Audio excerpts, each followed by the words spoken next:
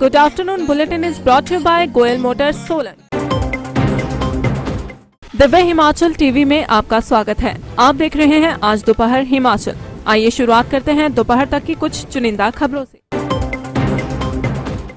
अनाथ हुए बच्चों का सहारा बना दिव्य मानव ज्योति सेवा ट्रस्ट डैहर। सोलन में माल रोड पर नहीं दौड़े वाहन। बेलगाम चालकों पर कसा शिकंजा। दमकल विभाग ने बुझाई लपटें। और अब समाचार विस्तार से। दिव्य मानव ज्योति सेवा ट्रस्ट डैहर ने कोरोना महामारी की वजह से प्रदेश के किसी भी जिला अथवा किसी भी जगहों में हुए अनाथ बच्चों के पालन पोषण, भोजन, आश्रय, कपड़े, दवाइयां, शिक्षा इत्यादि का संपूर्ण दायित्व उठाने का जिम्मा लिया है।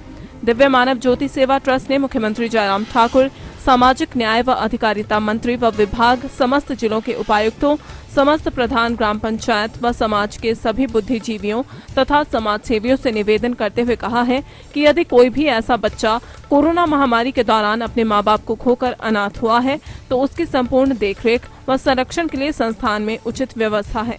ट्रस्ट के कार्यकारी अध्यक्ष पंडित अरुण प्रकाश आर्य ने आग्रह करते हुए कहा है कि अनाथ हुए बच्चों के लिए समाज आगे आए।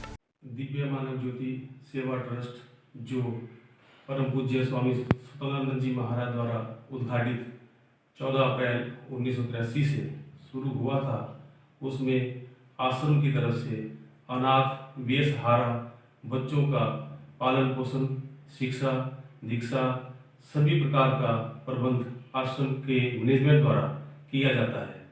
हम इस कोविड-19 की महामारी के चलते जो भी बच्चे ऐसे जिनके माँ बाप जिन्होंने अपने माँ बाप को खो दिया, बेसहारा हो गए हैं, उनके लिए हमने माननीय मुख्यमंत्री हिमाचल प्रदेश सरकार व संबंधित सभी अधिकारियों से यह विनम्र निवेदन अखबार के माध्यम से किया है कि जो भी ऐसे बच्चे अनाथ हो गए हों, जिन्होंने अपने माँ बाप को कोविड-19 के दौरान, इस महामारी के दौरान खो दिया है, उनका पालन पोषण करने के लिए आश्रम हमेशा तत्पर है तथा हमने संबंधित जो भी पंचायत प्रधान और जो मेंबर्स हैं तथा बुद्धिजीवी समाज से जुड़े हुए लोग हैं, उनसे भी हम यह आग्रह करते हैं कि ऐसे बच्चे जो बेसहारा हो गए हों, उन्हें हम आश्रम की तरफ से अपनाना चाहते हैं तथा आप सभी से विनम्र प्रार्थना है कि ऐसे बेसहारा बच्चों को हमारे आश्रम में भेजें ताकि वो अपने आप को बेसहारा न समझे। उनका सहारा दिव्य मानव ज्योति सेवा ट्रस्ट डैहर है। हम उनके लालन पालन, पोषण, शिक्षा, दीक्षा व अन्य दवाइयों का सारा खर्चा आश्रम उठाएगा। यही आप सबसे मेरी विनम्र प्रार्थना है। उपायुक्त सोलन के आदेशों के बाद मंगलवार सुबह कोरोना कर्फ्यू ढील के बीच माल रोड में वाहनों के प्रवेश पर प्रतिबंध रहा। हालांकि कुछ लोगों को इसकी जानकारी न होने के चलते परेशानी भी झेलनी पड़ी। उपायुक्त द्वारा यह निर्णय कोरोना कर्फ्यू ढील के दौरान बढ़ रहे ट्रैफिक के चलते लिया गया है। मंगलवार को कोरोना कर्फ्यू में मिली ढील के दौरान जो लोग खरीदारी करने आए, उन्हें पैदल ही सफर तय करना पड़ा। सुबह 8 से 11 बजे तक माल रोड सोलन पर वाहनों की आवाजाही प्रतिबंधित रही। केवल आपातकालीन वाहनों व कोविड ड्यूटी पर तैनात वाहनों को ही कोरोना कर्फ्यू ढील के दौरान माल रोड में प्रवेश की अनुमति दी गई। ढील के लिए निर्धारित समय अवधि के बाद माल रोड को वाहनों की आवाजाही के लिए खोल दिया गया।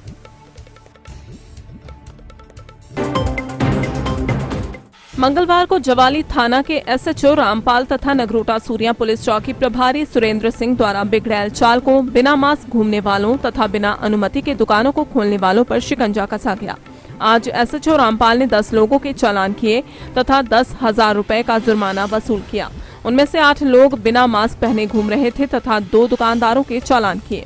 चौकी प्रभारी सुरेंद्र कुमार द्वारा 7 बिगड़ैल चालकों के चालान किए गए जो बिना हेलमेट, बिना कारण घूम रहे थे तथा उनसे 700 रुपए जुर्माना वसूल किया।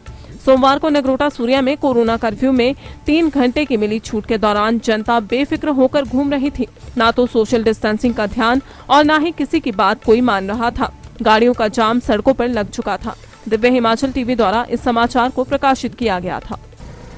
आज जो है सोशल डिस्टेंस के बारे में जो कड़ा संज्ञान लिया गया है, जो बिगड़ैल चालक है, जो 2 पहिया खासकर 2 पहिया वाहन जो है उनको जो अनसर घूमने पर जो है उनको जो है चलान किए गए हैं और अभी तक जो है अभियान जारी है। अगर कोई इसके बारे में तो रंग रखा तो सख्ती से पालन किया जाए।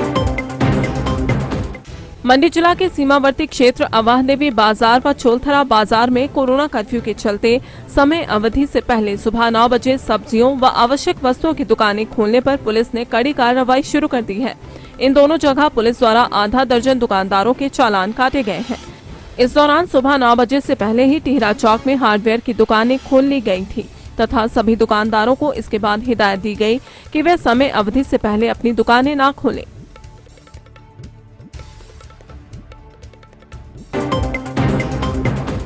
कुटलहर के थाना खास स्थित गौ सेंचुरी के साथ लगते जंगल में आग लग गई। आग की लपटें आसमान को छूने लगी। साथ लगते सुपर हाईवे सड़क पर चालकों ने राज्य जिला पार्षद संघ के अध्यक्ष एवं गौ सेवा आयोग के सदस्य कृष्णपाल शर्मा को फोन के माध्यम से सूचना दी।